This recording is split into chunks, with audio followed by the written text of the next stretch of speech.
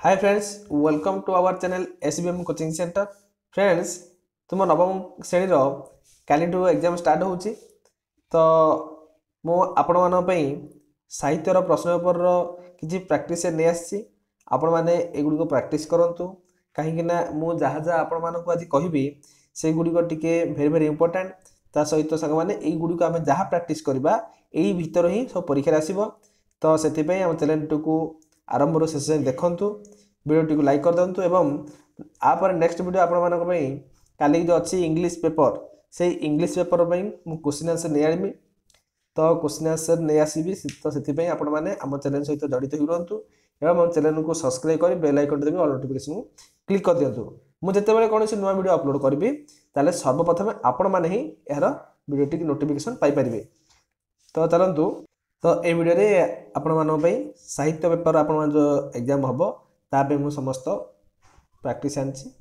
तो आपण माने देखंतु एवं परीक्षा रे भल रिजल्ट होइबो। तो चलंतु प्रथम प्रश्न हला, कवि उत्कल जननी को किपरि संबोधन करिसंती। कवि उत्कल जननी को देखंतु ऑप्शन गुडी कहिछि निजे निजे चेक करंतु। आपण माने मु जो ऑप्शन गुडी को कहिबे आपण माने ऑप्शन गुडी को देखंतु एवं सठिक उत्तर रे आपण माने मध्ये चेक करंतु। तो कोडा हम ऑप्शन ए कही चारु हास्यमयी चारु लास्यमयी तो यहाँ हेनी। पूत पयदे विधौत शरीर तो यहाँ हेनी। चारु लास्यमयी लास्य ना हेनी। चारु हास्यमय एवं चारु भाषमय ऑप्शन डी हम राइट आंसर आउ कोडा हम नहीं। तो चलतु 2 नंबर देखा, मथुरा रे किए धनुत्सव आयोजन करते। मथुरा रे किए नंदराजा ना नंदराजा नहीं, राजा उग्रसेन नहीं, तो राजा वसुदेव नहीं, कौन हम राजा कंस राजा मथुरा रे धनु उत्सव आयोजन करथिले।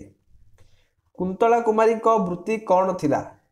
कुंतला कुमारी से जड़े वृत्ति रे कौन थिले, साहित्यक नहीं, वृत्ति रे साहित्यक नथिले, समाज सेवा मध्ये नथिले, कारीगरी नथिले, थिले कौन डाक्तरी थिले। जाति धर्म निर्विशेष रे गोपबंधु कहा मुखरे आनी अन्न देउथिले।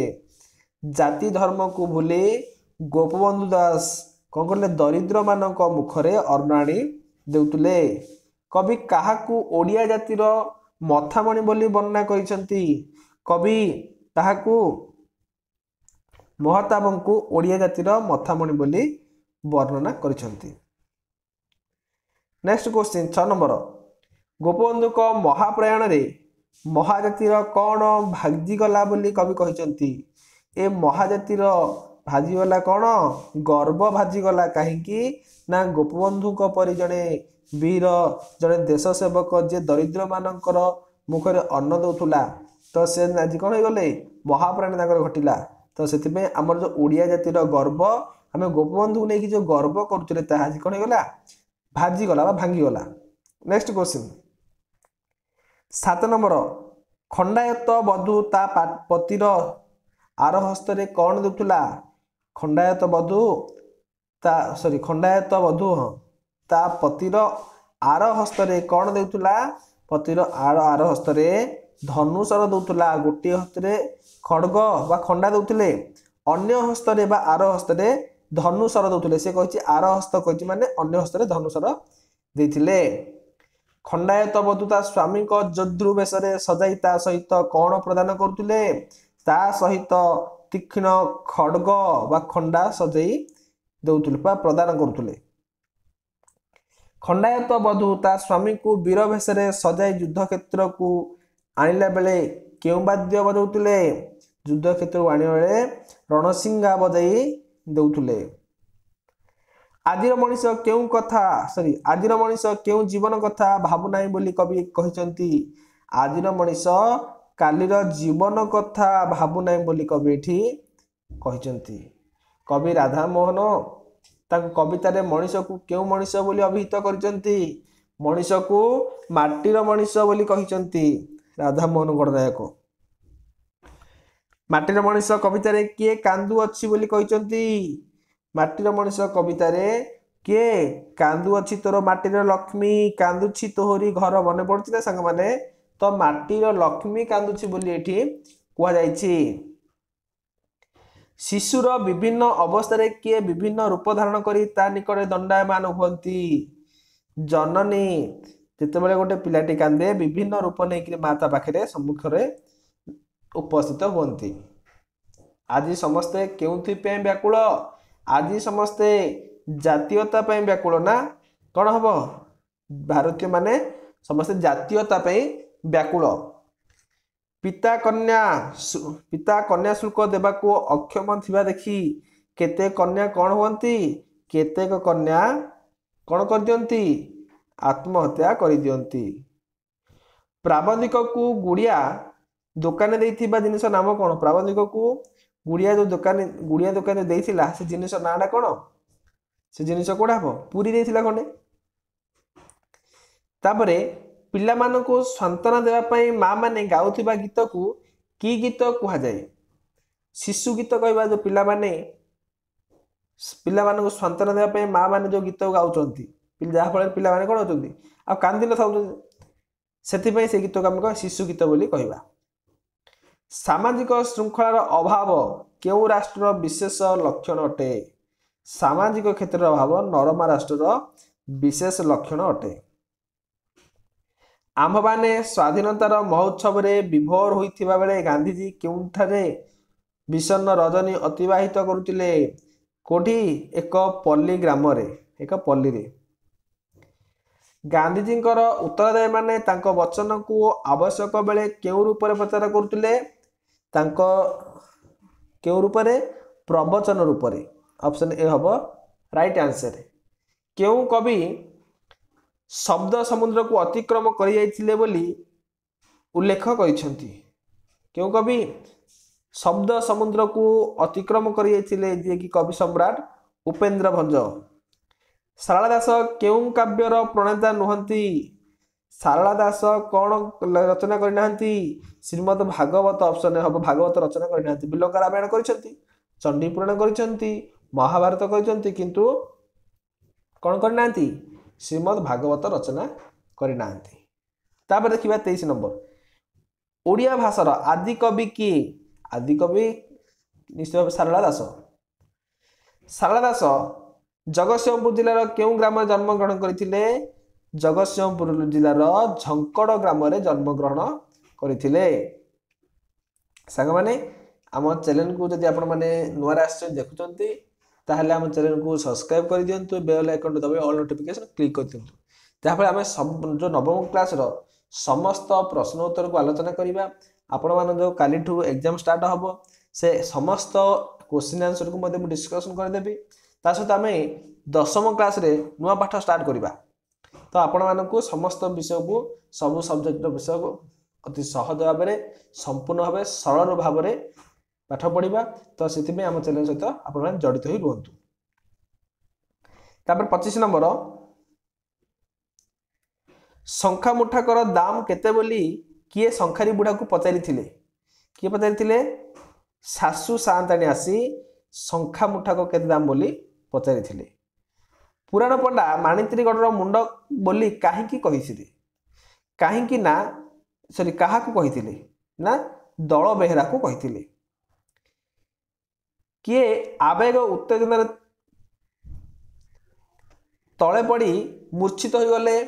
ଆବେଗ ଉତ୍ତେଜନାରେ ତଳେ ପଡ଼ି କିଏ ମୂର୍ଚ୍ଛିତ ହେଲେ? କିଏ? ହେମମାଳା। ଅପସନ୍ ଡି ହବ ରାଇଟ୍ ଆନ୍ସର, ହେମମାଳା। ଅପର୍ଣ୍ଣା କିଏ? ଅପର୍ଣ୍ଣା କିଏ? ରାୟ ବାହାଦୁରଙ୍କ ପୁତ୍ରବଧୂ ହେଉଛନ୍ତି ଅପର୍ଣ୍ଣା।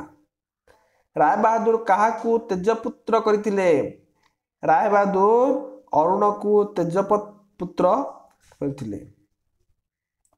ରାୟ ବାହାଦୁର କ୍ଷିପ୍ର କରି କେଉଁଠାରେ ଅରୁଣକୁ ଆଘାତ କରିଥିଲେ? ଚାବୁକରେ ଅରୁଣକୁ ଆଘାତ କରିଥିଲେ। ଯୌପତନ ନିଷ୍ପନ୍ନ ଧାତୁକୁ କି ଧାତୁ କହିବା? ଯୌପତର ନିଷ୍ପନ୍ନ ପଦକୁ କେଉଁ ଧାତୁ କହିବା? ଯଅନ୍ତ ପଦ କହିବା। ତ ବା ଦ ପରେ ଚ ବା ଛ ଥିଲେ ତ ବା ଦ ସ୍ଥାନରେ କ'ଣ ହୁଏ? କ'ଣ ହବ? ତ ବା ଦ ପରେ, ତ ନହେଲେ ଦ ପରେ କିମ୍ବା ଚ ବା ଛ ଥିଲେ ତ ବା ଦ ସ୍ଥାନରେ କ'ଣ ହବ? ଚ ହବ। କ'ଣ? ଚ ହବ। ଯେଉଁଠାରେ ନାସ୍ତିବାଚକ ଶବ୍ଦ ପୂର୍ବ ପଦ ହୋଇ ବହୁବ୍ରୀହି ସମାସ ହୁଏ ତାକୁ କି ସମାସ କହିବା? ତାକୁ ନିଷେଧାର୍ଥକ ବହୁବ୍ରୀହି ସମାସ ବୋଲି କହିବା। ଅତିଶୟ ଘଞ୍ଚ ସମସ୍ତ ପଦଟି ଲେଖ। ଅତିଶୟ ଘଞ୍ଚ ଯଦି ହେଇଥିବ ତାକୁ ସମସ୍ତ ପଦ ଆକାରରେ ଲେଖିଲେ ତ କଣ ହବ? ନିଘଞ୍ଚ ହବ, ଅତି ଘଞ୍ଚ ନୁହଁ, ନିଘଞ୍ଚ। ଆଦ୍ୟ ଏଠାରେ ଥିବା ଧାତୁଟି ଦର୍ଶାଅ। ଏଠାରେ ଥିବା ଧାତୁ ହଉଛି ଆଦ୍ୟ, ଆର୍ଯ୍ୟ ରୁ ଧାତୁ। କେଉଁଟି କ୍ରୁଦତ ଶବ୍ଦ ନୁହେଁ ବାଛି ଲେଖ। କ୍ରୁଦତ ଶବ୍ଦ ଚୈତ୍ରଟା ଗୋଟେ କ୍ରୁଦନ୍ତ ଶବ୍ଦ ନୁହଁ। ଅପସନ ସି ହବ ରାଇଟ ଆନ୍ସର। କେଉଁଟି ତଦ୍ଧିତାନ୍ତ ପଦ ନୁହେଁ? କୋଉଟା ହବ? ଶାସକ ହଉଛି ଗୋଟେ ତଦ୍ଧିତାନ୍ତ ପଦ ନୁହେଁ। ଆଷାଢ଼ ମାସରେ ଜାତ ଯିଏ ଏକ ପଦରେ ପ୍ରକାଶ କଲେ କଣ ହବ? ଯିଏ ଆଷାଢ଼ ମାସରେ ଜାତ ତାକୁ ଆଷାଢ଼ୁଆ ବୋଲି କହିବା। ଆଷାଢ଼ୁଆ, ଅଷାଢ଼ୁଆ ନାହିଁ, ଆଷାଢ଼ୁଆ, ଆଷାଢ଼ୁଆ। ଜୈତ୍ୟ ଏଠାରେ ଜ ପ୍ରତ୍ୟୟ କେଉଁ ଅର୍ଥରେ ବ୍ୟବହୃତ ହୋଇଛି? ଏଠାରେ ଜ ପ୍ରତ୍ୟୟ ଅପତ୍ୟ ଅର୍ଥରେ ବ୍ୟବହୃତ ହୋଇଛି। କେଉଁଟି ଯୋଗ୍ୟ ଅର୍ଥରେ ଜ ପ୍ରତ୍ୟୟ ଉଦାହରଣ ଅଟେ? ଯୋଗ୍ୟ ଅର୍ଥରେ କୋଉଟା ହବ? ଅପସନ ସି ହବ ଦଣ୍ଡ। ସାଦୃଶ୍ୟ ଅର୍ଥରେ ଇୟା ପ୍ରତ୍ୟୟ ଯୁକ୍ତ ଶବ୍ଦଟିକୁ ବାଛ। ସାଦୃଶ୍ୟ ଅର୍ଥ ହେଇଥିବ କଣ? ଇୟା ଚାଉଳିଆ, ଚାଉଳିଆ, ଚାଉଳ ଯୁକ୍ତ ଇୟା ଚାଉଳିଆ। କେଉଁଟି ଅଭ୍ୟାସ ଅର୍ଥରେ ୱା ପ୍ରତ୍ୟୟ ଯୁକ୍ତ ନୁହେଁ? ନୁହେଁ କହିଛି ସାଙ୍ଗମାନେ। ଅଭ୍ୟାସ ଅର୍ଥରେ ଗାଲୁଆ ଏଇଟା ହବନି, ତ ମିଛୁଆ ହବନି, ମାଡୁଆ ନଟୁଆ ହବ, ନଟ ଯୁକ୍ତ ହୁଆ ନଟୁଆ। ଅପ୍ରତ୍ୟୟ ଅର୍ଥରେ ଅପ୍ରତ୍ୟୟ ହୋଇଥିବାରୁ ଶବ୍ଦଟିକୁ ବାଛ। କୋଉଟା ହବ? ବାସୁଦେବ, ବସୁଦେବଙ୍କ ପୁତ୍ର ବାସୁଦେବ। ଆଦିତ୍ୟ ଏହି ଶବ୍ଦରୁ ଆଦିତ୍ୟ କାହାର ପୁତ୍ର ବୋଲି କହିଛନ୍ତି? ଆଦିତ୍ୟ ହଉଛି କାହାର ପୁତ୍ର? ଅଦିତିଙ୍କ ପୁତ୍ର ହଉଛି ଅପସନ କୋଉଟା? ସି ହବ ରାଇଟ ଆନ୍ସର। ଅଦିତିଙ୍କ ପୁତ୍ର ହଉଛି ଆଦିତ୍ୟ। କପିଳେନ୍ଦ୍ର ଦେବ ଏକ ବିଶାଳ ସାମ୍ରାଜ୍ୟ ପ୍ରତିଷ୍ଠା କରିଥିଲେ। ଏହି ବାକ୍ୟରେ ଥିବା କର୍ତ୍ତା ପଦ ଚିହ୍ନ। ଏ କର୍ତ୍ତା ପଦଟା କୋଉଟା ହବ? କପିଳେନ୍ଦ୍ର ଦେବ। କ୍ରିୟା ସ୍ଥାନରେ କ୍ରିୟା ଯେଉଁ ସ୍ଥାନରେ ବା ଯେଉଁ ସମୟରେ ସାଧିତ ହୁଏ ସେହି ସମୟ ବା ସେହି ସ୍ଥାନ କି କାରକ ହବ? ସାଙ୍ଗମାନେ ଅଧିକରଣ କାରକ ହବ। କୌଣସି ସ୍ଥାନ କିମ୍ବା ସମୟକୁ ସୂଚିତ କରେ ତାହେଲେ ସେ ନିଶ୍ଚିତ ରୂପେ ଅଧିକରଣ କାରକ ହବ। ଯେଉଁ ପଦ ଦ୍ୱାରା କ୍ରିୟାର ସ୍ଥାନ ସୂଚିତ ହୁଏ ତାହାକୁ କି ଅଧିକରଣ କହିବା? ସ୍ଥାନ ଯଦି ଦେଲା ସ୍ଥାନାଧିକରଣ, ଯଦି କୌଣସି କାଳ ଦେଲା ତାକୁ କଣ ହୁଏ? କାଳାଧିକରଣ। କିନ୍ତୁ ଏଠି ସ୍ଥାନର ସୂଚନା ମିଳୁଛି ତାମାନେ ସ୍ଥାନାଧିକରଣ ନିଶ୍ଚିତ ରୂପେ ଆପଣମାନଙ୍କର ହବ। କରଣ କାରକରେ କେଉଁ ବିଭକ୍ତି ହୁଏ? କରଣ କାରକରେ ଆପଣମାନଙ୍କର କେଉଁ ବିଭକ୍ତି? ତୃତୀୟ ବିଭକ୍ତି ହବ। ଗଛରେ ଫୁଲ ଫୁଟିଛି। ରେଖା ଗଛରେ, ଗଛରେ ସ୍ଥାନ ଆସିଲା ନା ନାହିଁ ସାଙ୍ଗମାନେ? ସ୍ଥାନ ଆସିଲେ ଇଏ କଣ ହବ? ଏକ ଦୈଶିକ କାଳ ହବନି, ଏଟା କାଳ ନାହିଁ ତ ଗଛରେ କହିଛି ତ କୋଉଟା ହବ?